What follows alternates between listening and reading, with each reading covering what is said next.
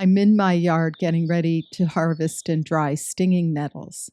And I thought I'd shoot this quick video to show you the technique that I use so that I don't get too pricked by the little stingers. You can even use this technique without gloves.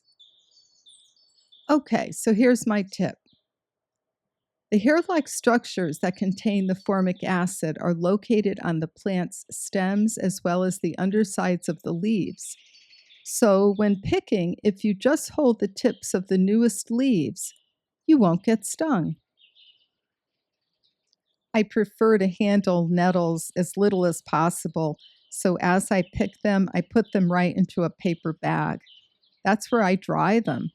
Every day or so, I give the bag a shake to make sure there's good airflow between the leaves. And it only takes a couple of weeks for them to completely dry. Once dry, the formic acid is no longer a problem, so you can remove the leaves from the stems, place them in a glass jar, and store per usual in a cool, dry, dark location. Nettle leaf makes such a delicious and nutritious tea. I hope you also have a patch to pick.